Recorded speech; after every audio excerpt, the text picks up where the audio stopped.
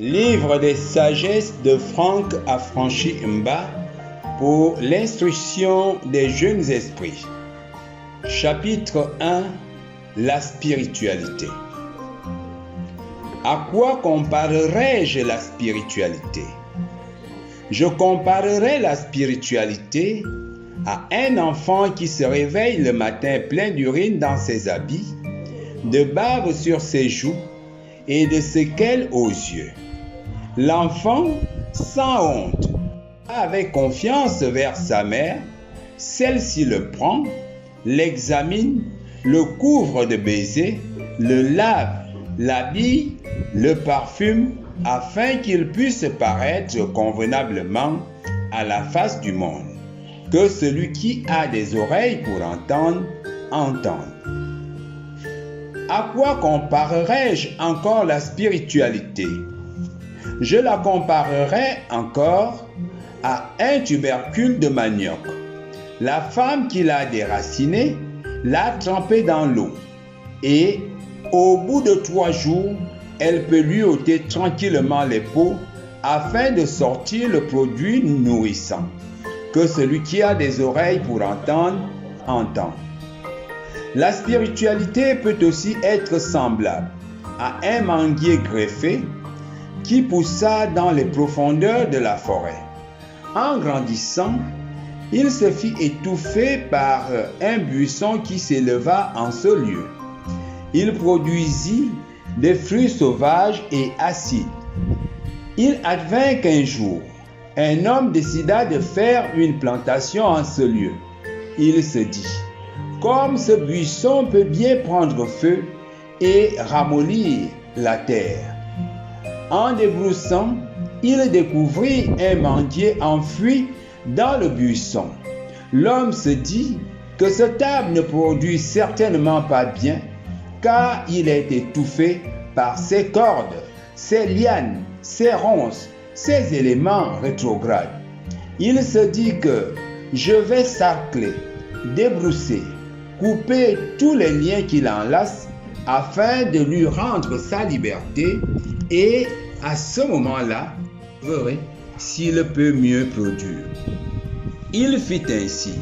Il libéra l'arbre de l'étreinte des nœuds et l'entretint. Il mit d'innombrables feuilles mortes au pied de l'arbre. Celui-ci reçut du vent, du soleil, de la pluie, de la nourriture et une abondante sève en son temps. Lorsque vint la saison, l'arbre produisit d'abondants et d'agréables fruits. Que celui qui a des oreilles pour entendre, entende. La spiritualité est aux œuvres humaines ce que la fondation d'une maison est à l'ensemble de l'édifice. Elle soutient l'œuvre si elle est construite en pierre solide. Elle écroule entièrement si elle est faite de mets légères. Que celui qui a des oreilles pour entendre, entende. La vie spirituelle est semblable à 2 hommes au milieu d'une pente mouillée. Tandis que l'un, par refus de l'effort, se laisse paisiblement glisser jusqu'au bas de la pente et y découvre bien tard que c'est là le lieu de convergence et de concentration de tous les déchets.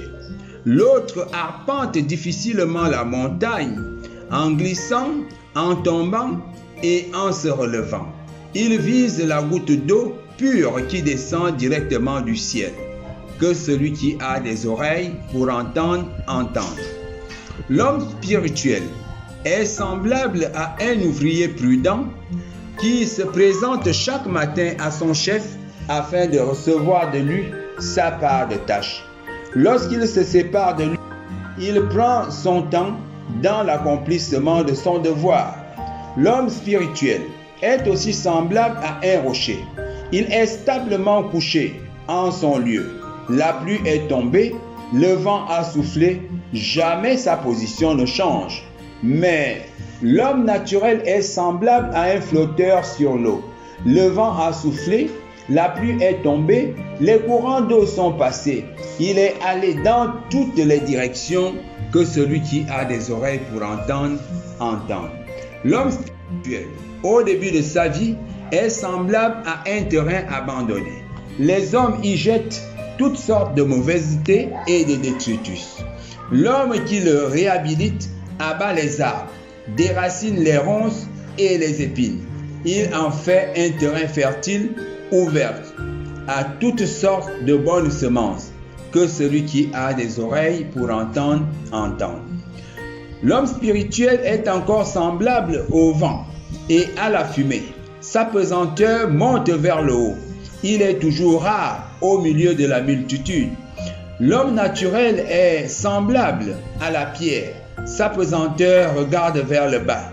Si nombreux sont ceux qui ont cette pesanteur que celui qui a des oreilles pour entendre, entende. L'homme spirituel est semblable à une source d'eau qui jaillit des profondeurs du rocher. Elle renouvelle chaque jour ses eaux et nul ne peut découvrir son origine. Il est encore semblable à un arbre planté. On l'a redressé, on l'a protégé, il est devenu robuste, agréable, il produit des fruits délicieux. Que celui qui a des oreilles pour entendre, entende. La vie de l'homme spirituel est semblable à une partie de chasse aux chiens.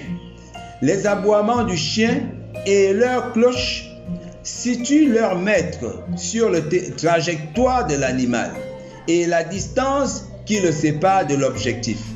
Il utilise toute son énergie pour marcher vers cette direction que celui qui a des oreilles pour entendre, entende. La vie de l'homme spirituel est semblable à un canal d'eau tracé par les mains humaines. Ces eaux circulent paisiblement dans un cadre droit et bien tracé. La vie de l'homme spirituel est encore semblable à celle d'un homme qui se lave. Il se coupe les ongles, se brosse les dents, se rase la barbe, se parfume, afin qu'une meilleure odeur et un meilleur éclat se dégagent de son corps. Ainsi en est-il de l'esprit. Nos paroles et nos actes sont le corps de notre esprit, que celui qui a des oreilles pour entendre, entende. La marche de l'homme d'esprit est semblable à un ver de terre qui sortit de son milieu naturel. Dans son innocence, il se fit attraper par les fourmis, les insectes et tous les êtres hostiles de la surface de la terre. Au comble de la douleur, il pointa sa tête dans la terre et disparut par étapes, faisant tomber progressivement les fourmis, les insectes et tout ce qui le retenait captif. La vie spirituelle est semblable à la terre. Un instant, on est dans le ravin.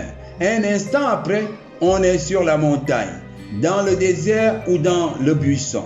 Le salut est à celui qui sait conserver son objectif, sa vision, que celui qui a des oreilles pour entendre, entende. La spiritualité est semblable à une échelle de soleil qui monte vers le ciel. Ce n'est pas en montant que l'on monte réellement. C'est en descendant dans le ventre de la terre que l'on monte dans les lieux supérieurs et qu'on aperçoit le ciel étoilé. Plus on descend, plus on monte. Plus on allume les soleils enfuis. De grandeur en grandeur, d'éclat en éclat, plus sur terre, leurs rayons forment un grand cercle lumineux que celui qui a des oreilles pour entendre, entende. La spiritualité est semblable aux vagues de la mer. Elle rejette chaque jour hors de ses eaux tous les corps souillés qui veulent la corrompre. Que celui qui a des oreilles pour entendre, entende. La spiritualité est aussi semblable aux chenilles de palmier. Elles sont terreuses dans leurs eaux. Elles en sécrètent davantage chaque jour, afin que jamais ces eaux ne leur manquent. Leur croissance est sans cesse phénoménale. Que celui qui a des oreilles pour entendre, entende. La spiritualité est l'échelle des degrés du La spiritualité est l'échelle des degrés du Seigneur de l'univers. Elle s'étend du ciel jusqu'à la terre et à ses profondeurs. Qui l'a trouvé a trouvé la route et la porte du ciel. Sur son chemin, 1000 anges vont et viennent. Ils ont en leurs mains d'agréables fœtus divers qu'ils distribuent gracieusement à ceux qu'ils rencontrent.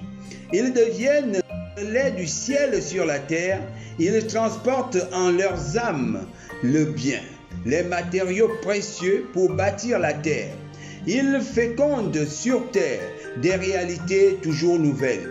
Les filles de la paix, de la justice, ils se lèvent en sécurité, ils marchent en sécurité et leurs fruits sont paisibles.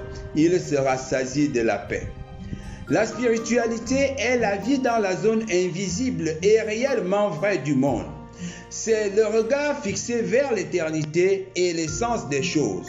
Elle manifeste le double des choses et aide l'homme à accéder à la connaissance intime. La spiritualité est semblable à un berger qui, pour la paix dans sa bergerie, enferme les boucs, brise leurs cornes et leurs sabots, mais entretient le pélage des brebis et les conduit vers de bons pâturages.